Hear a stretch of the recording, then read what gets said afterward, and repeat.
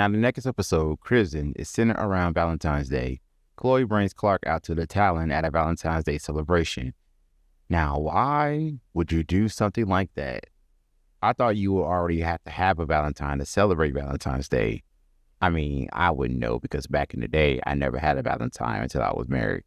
But anywho, Jenny comes up with a plan and brings Lois out and tries to hook her up with Clark, but it goes the way that you would think it would. As Clark leaves, Lois is then persuaded to try some lipstick made from red kryptonite. It is said that once on, Lois will fall in love with the first person that she sees, and conveniently, it was Clark.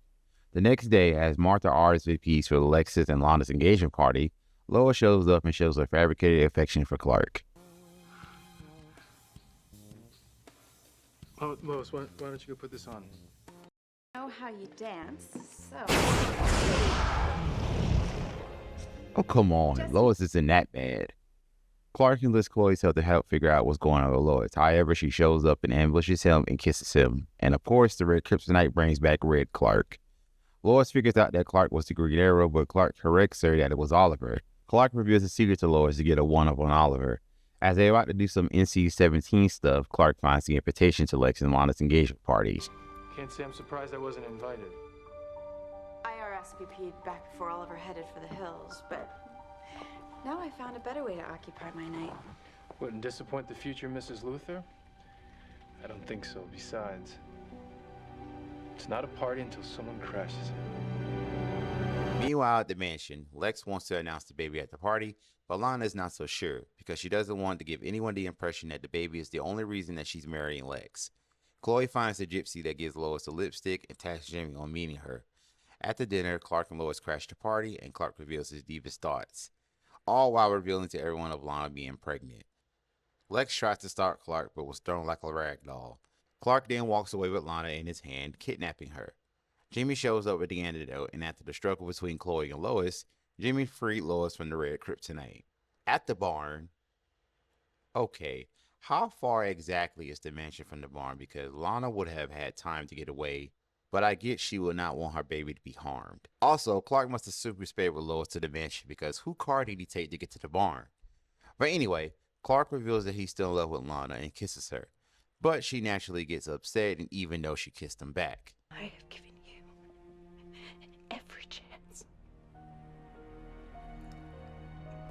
I have stood in this spot so many times, just waiting for you to say something, and you decide to do it now? Lex shows up with a gun to shoot Clark, but within the struggle, Lex attempts to stab Clark with a chisel, and it looks as though it had penetrated Clark's skin, but Martha used regular kryptonite to make Clark weak to sweat out the red kryptonite.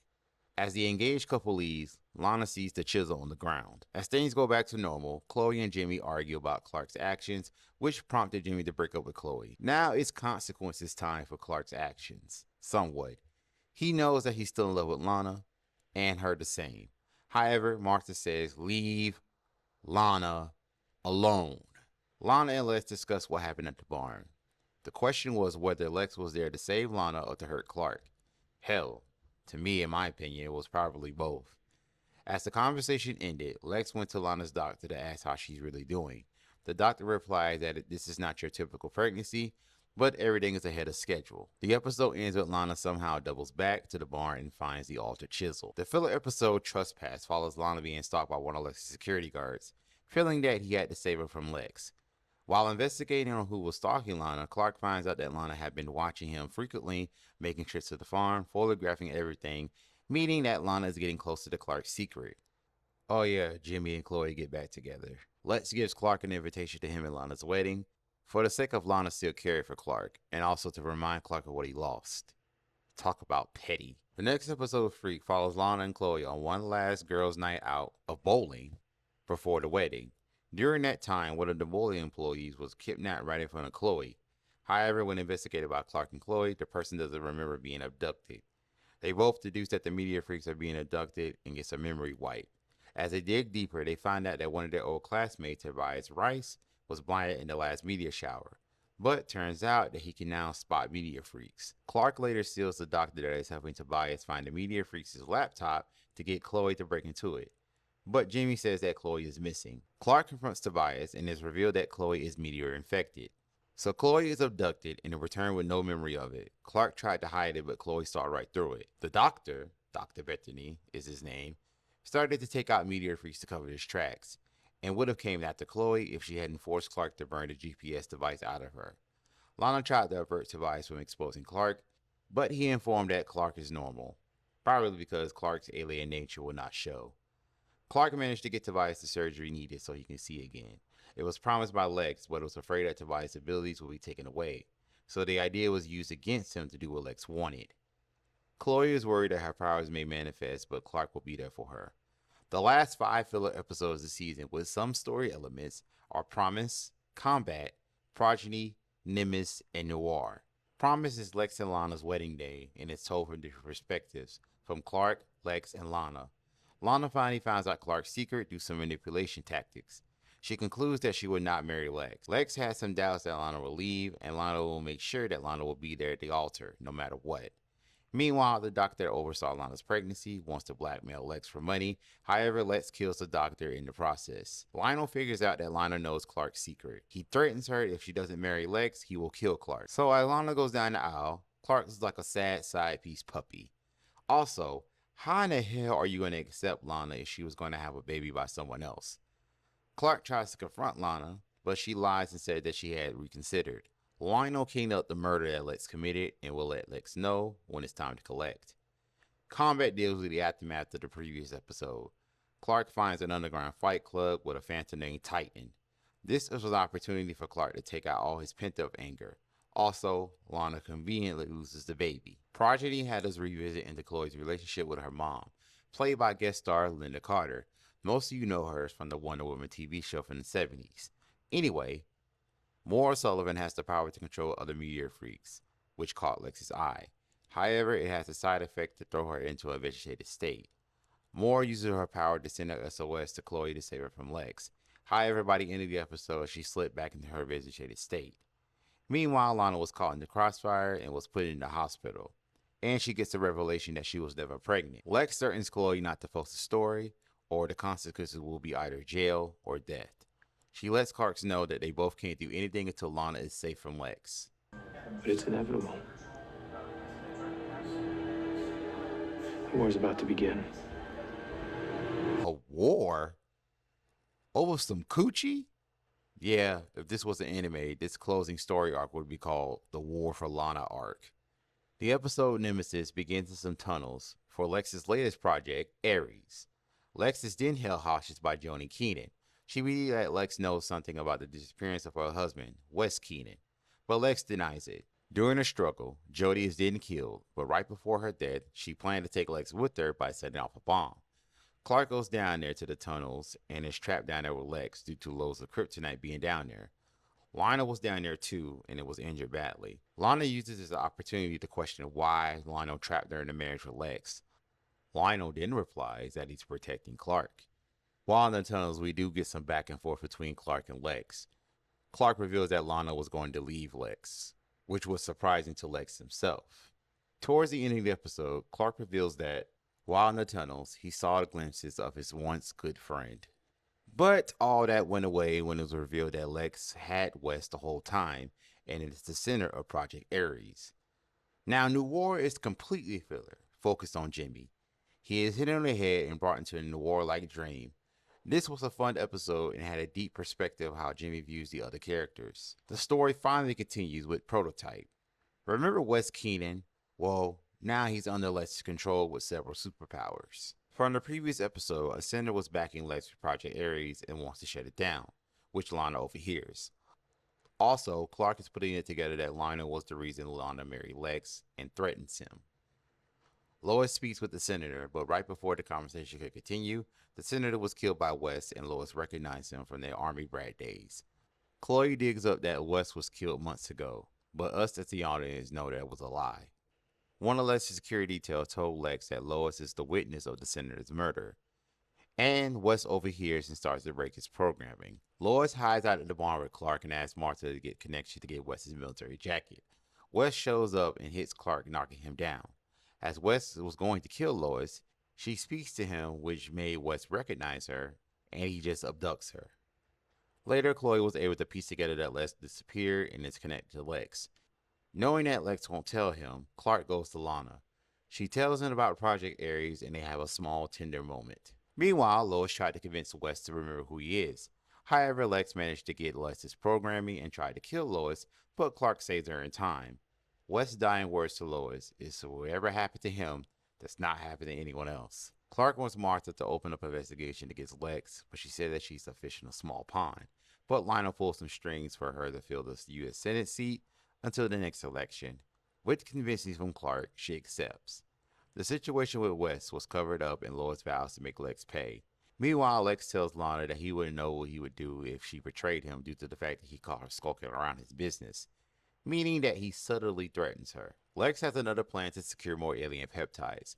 For the ones who don't know, the alien peptides were used to harbor all those abilities, saying that Project Ares is just the beginning, showing an army of subjects, leading into the season finale, Phantom.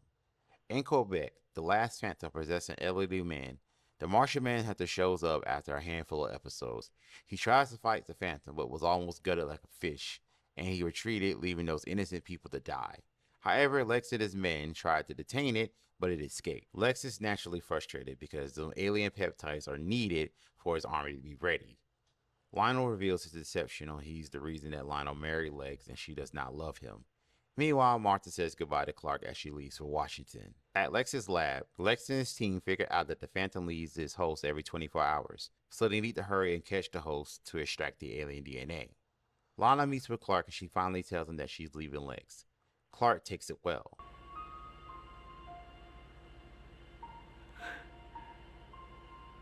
Lana, I know this is where I'm supposed to say I'm sorry, but I can't. Actually, he was excited. Relieved, actually. Anyway, Clark wants to protect her, but Lana says that he can't this time. Before she leaves, she tells Clark that she always loves him. Clark, feeling with no other choice, he reveals his powers to her, but she already knows. There's more. I'm from another planet.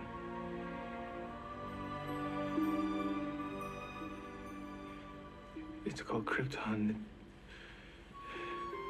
It's light years away, and my parents sent me here to save me. They sent me to Earth just before Krypton was destroyed.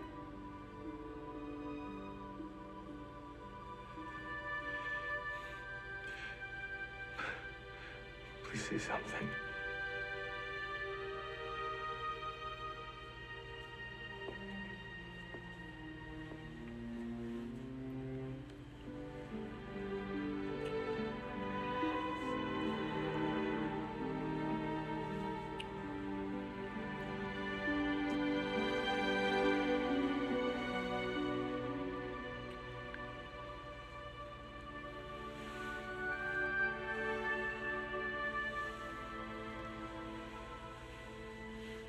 You're still the same Clark Kent to me. Lana informs Clark of Lionel's hand to watch she marry Lex. And Clark takes it well, and he goes to see Lionel. Clark, what are you doing here? What I should have done a long time ago. Come into my life, pretending to be some kind of guardian angel. You're exactly the opposite. No, Clark, you got it wrong, I swear. Your words mean nothing to me. No, Clark, if Lana's spoken to you, I know what you must be thinking, but you've got to listen to me. I've listened to you for too long. Lex is tracking a wraith from the Phantom Zone. I had to force Lana to marry him. It was the only way she could get close to him to get the information I needed to help you. I never asked for your help, and I never will. You're not a murderer. You're Kal-El. As Clark was going to straight up murder Lionel, the Martian stops Clark and tells him that Lionel is on their side. Lionel reveals that he had all of Jor-El's knowledge and has also sent a beacon for the Martian to come help Clark only when needed. For years, he stood back and watched Clark from afar. The Martian reveals his battle with the Phantom and Clark wants to use Riot's crystal, but it's revealed that this Phantom is a Kryptonian experiment. Clark knows that he has to stop the Phantom, but Lionel and the Martian are afraid of that the Phantom may kill Clark. Lois finds out where Lex's experiments are taking place, and that was at Reeves Dam. She gets into a scuffle with one of Lex's guards, and she is stabbed in the process.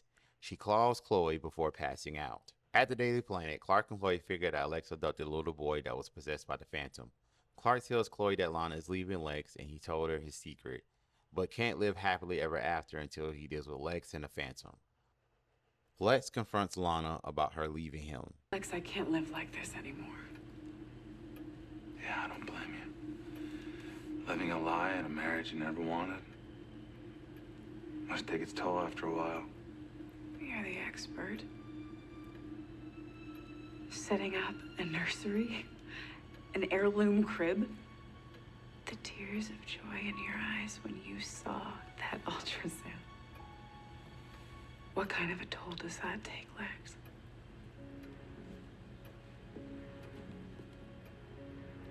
What in God's name are you talking about? I'm talking about the massive amounts of hormones that you injected into my veins to make me believe I was pregnant. What kind of a monster are you? I don't know where you're getting your information from, Lana, but it's nothing but slam. No, I would never. Don't lie, Lex. It's too late for all that. This marriage is over. But you can't deny what we had between us. Lex, all there is between us are lies on top of lies. On everything I've ever done, it's because I love you. You aren't capable of love, Lex. You never were.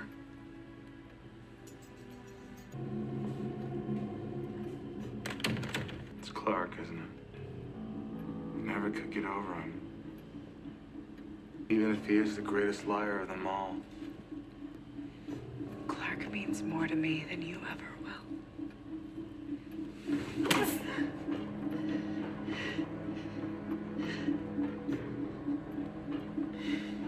Lana.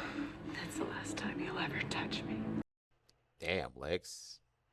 Anyway, Lionel calls Lana and she tells him of her and Lex's domestic violence incident. Lionel shows up to where Lana was and she gets in the car and this happens.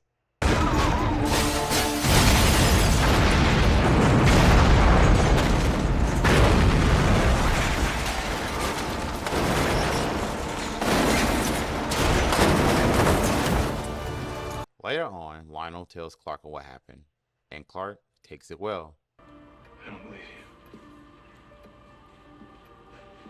I was there, Clark. I saw it happen.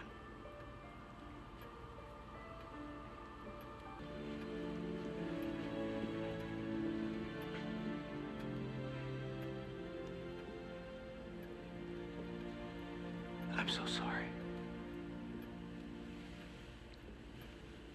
I'm so sorry. She was gonna leave him. He didn't let her leave. Where's Lex? Clark,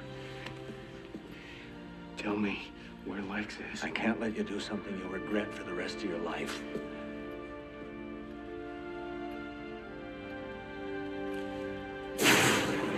Chloe makes it to Reeves Dam and finds Lois and her body unconscious.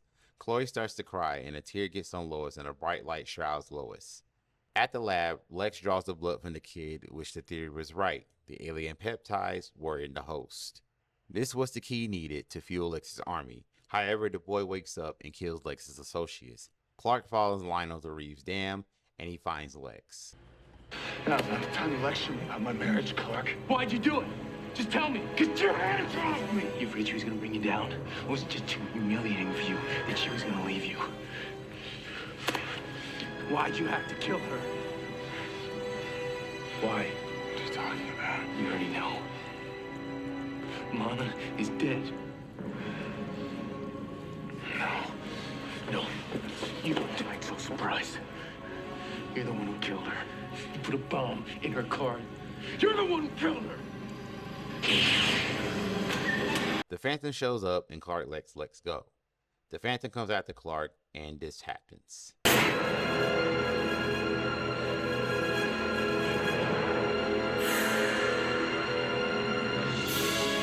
Thanks for sharing. I feel a lot better now. What just happened? I took a little piece of your DNA.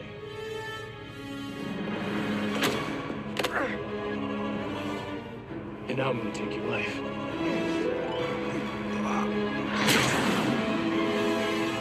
The Phantom and Clark fight.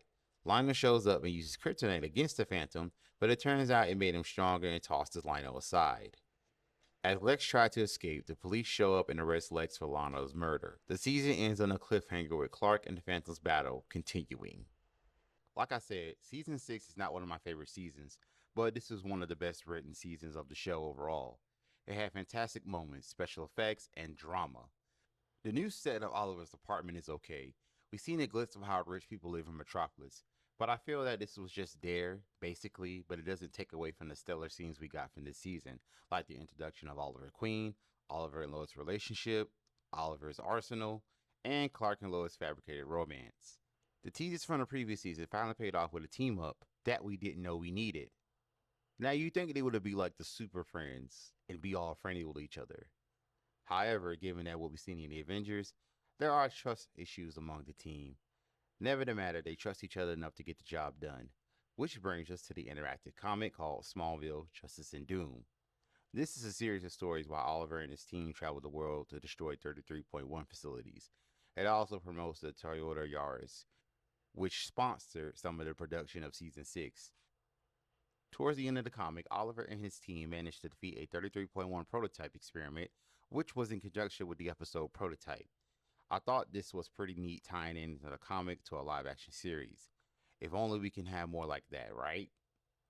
Right? We are introduced to one more Justice League member in this season, and that is the Martian Manhunter, played by Philip Morris. Now, he doesn't join the team. His origins and purpose for this season is tied into Clark. Now, the Martian says that he was around for decades watching over Clark and only stepped in when the Phantoms were released. For what I gather from this version of the character is that he was some type of law enforcement and had to put many criminals in the Phantom Zone, so him coming in now makes sense for the story. At the end of the season, he had to leave Earth's atmosphere to heal. But fret not, this won't be the last time we will see the Martian Manhunter. Now, let's get into the characters. There are 2 recurring characters introduced this season, and that is Oliver Queen and Jimmy Olsen. Now, Jimmy was name dropped way back in season 4 when Chloe was on her internship in Metropolis.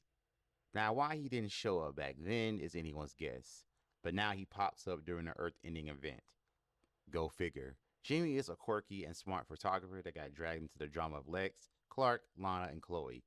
He compared the drama to his favorite noir films to a degree. The comparisons are not that far off, except for certain characters sharing romantic feelings for each other.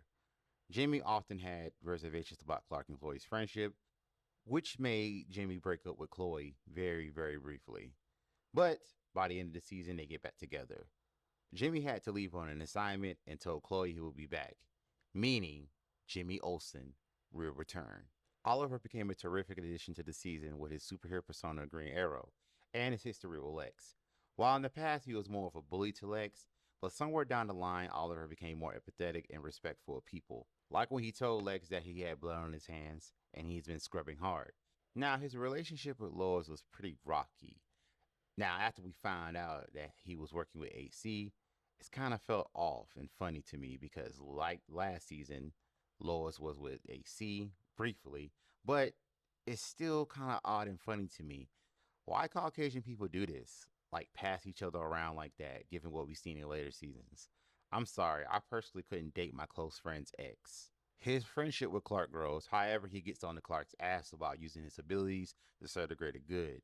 At times, we can see Oliver's frustration with Clark, but Oliver is 100% right, and I will dive more into that when I talk about Clark. Now, most of us know Oliver's origins before his introduction on the show, but his origins was not explored other than his parents were murdered years ago. The circumstances behind his parents' death are yet to be explored, which we will find out later.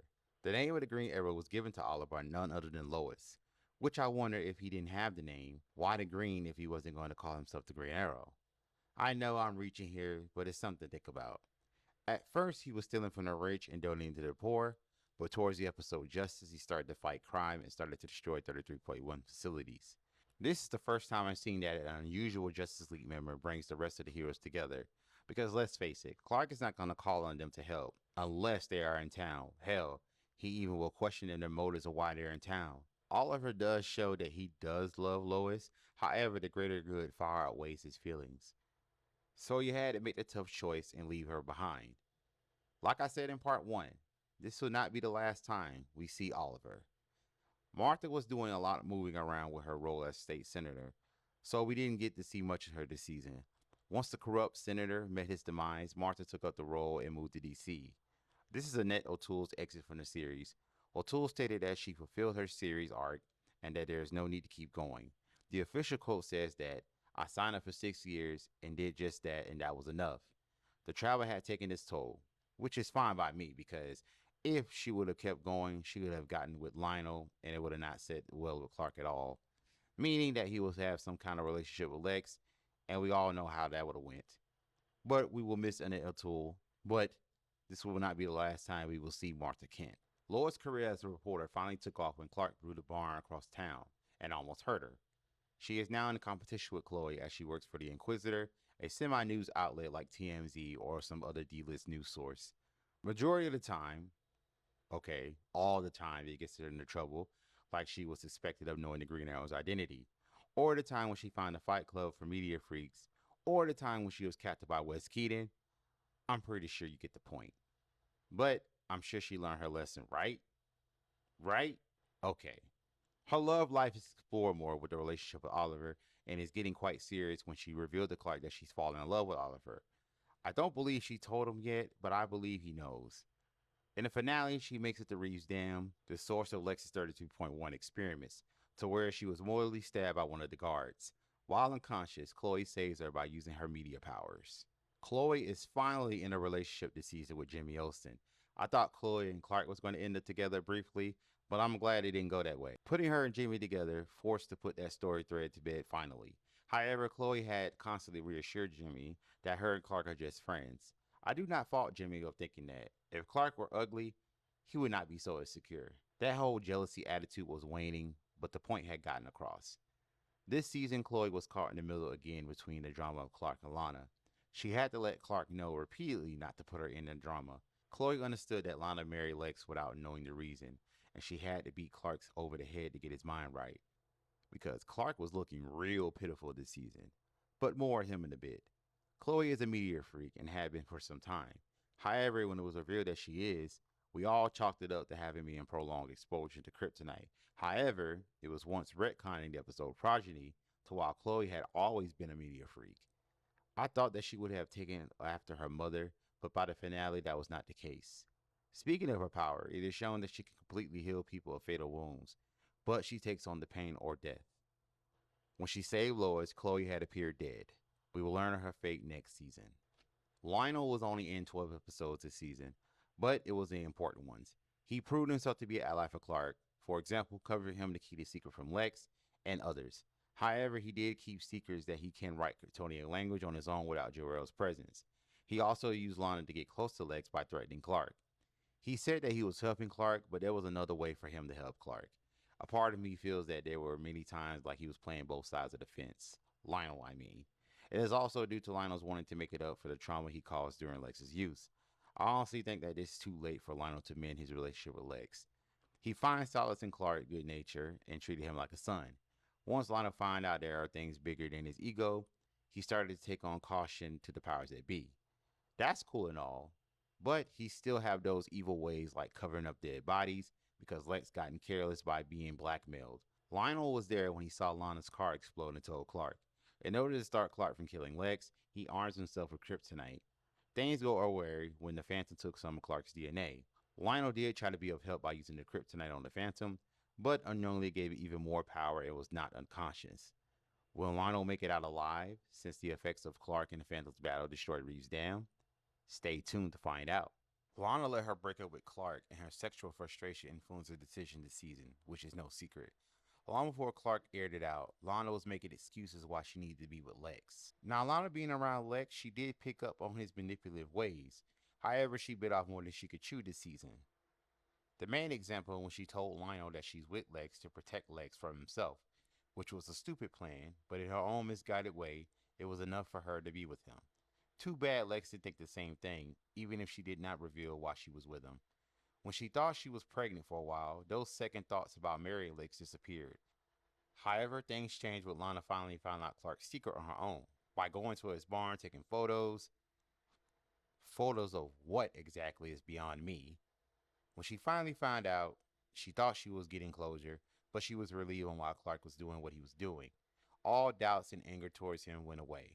And you know what? It makes you wonder all that crap Clark did last season to save her because she knew a secret was for nothing.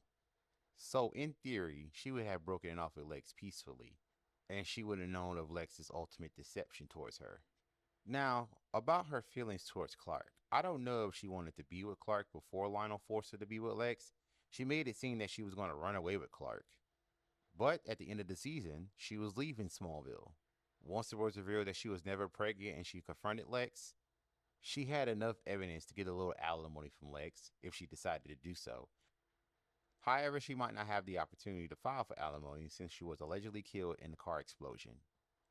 Oh, I forgot to mention, while Lana was on the Clark's secret with that altered chisel from the episode Prison, it was taken towards the end of the episode Trespass. For a while, I didn't know who took it until the end of the episode Nemesis. Lex was the one who took it. However, Lex never confronted Lana about it. Or maybe it just fueled his obsession with Clark even more. Or reignited it. Now, speaking of Lex, when Zod inhabited Lex's body, he added on the damage that Fine had done last season. I wish I could have seen that interaction at the Pentagon. And also, why Lex was not arrested if he was seen during the events at the Pentagon. I could just chalk it up to everything to backup generators and security cameras were inoperable.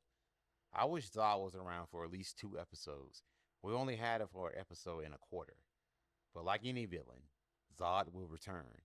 Lex had started to believe his own paranoid delusions when he started his 33.1 experiments. He believed that all superpowered people were bad, and it was his job to make countermeasures against them. And his idea was to kidnap people against their will and siphon their powers for personal gain. Granted that he had been involuntarily victimized by media freaks since the start of the series, he could have been traumatized. I would have said sick therapy, but he was traumatized from a few seasons ago when said therapist was drugging him. I would think that most alleged bridges with people around him could have been saved if he had just went to therapy. His character backstory when he was in school was retconned when he beat his only friend Duncan just to rise in social status, setting the stage for the kind of person Lex is going to be. It's ironic that when Oliver was the bully and once he saw how terrible he treated Duncan and Lex, he changed for the better. Lex, however, changed for the worse. You think Lex would have changed his ways once he got with Lana, but no, he had to meddle with that. What I mean by that is, he literally had to do nothing to be with Lana. All he had to do was love her. That's all he had to do. I guarantee you that marriage and children would have followed afterwards. It would have not mattered what Clark and the others thought. Lex, you won just by being there for her. And what did you do, Lex? Fake the pregnancy, rush the marriage, and fake the miscarriage. Now look at you. The woman you love now despises you. Then to make matters worse, you hit her. Now before I continue, there's a reason why I haven't talked much about his estranged relationship with Clark. It's just because it's very much non-existent at this point. Last season he was trying to make amends. That was until he got with Lana. So from there on, he had no problems telling Clark to piss off. Now there were moments to where Lex acted like a best friend to Clark in the episode Nemesis, but that completely went away as soon as the moment came. But let's get back to the sham of a pregnancy that Lex put Lana through. Now I had a theory of the baby storyline. When Lex had that dream of the sonogram, that baby looked at him with glowing eyes, I thought the baby was very much real and he was using it as one of his 33.1 experiments. I sensed that this could have been a potential storyline due to the scenes I saw that gave out the implication, but it looks like later on it was abandoned. If I'm wrong, just let me know in the comments. Clark, along with the police, believe that he killed Lana and is arrested. We will find out next season on if the charges will stick or not. The Phantoms were unique. However, in terms of raw power, Hudson was the weakest among them, having to steal other people's bodies to gain some kind of super strength. Gloria being the second weakest because she was only limited to her plant powers. Titan just had raw strength and just wanted to fight. The bone-eating Phantom may be a bit stronger than Titan due to this hunger for bones. Baron is the second strongest due to his need for radioactive energy. Since he had Kryptonian technology to empower him indefinitely to kill a Kryptonian, he could easily best the other Phantoms in combat. Now, Bizarro copied Clark's DNA and had all his powers and none of his weaknesses. This version of Bizarro is different from the previous incarnations. The Bizarro from Superman animated series taught incomplete sentences, had pale skin, it wasn't intelligent. This version, however, seemed very intelligent and was very savage when it comes to power. We do see his face change in the final scene of the season as the battle continues, so we will learn a little more about him next season.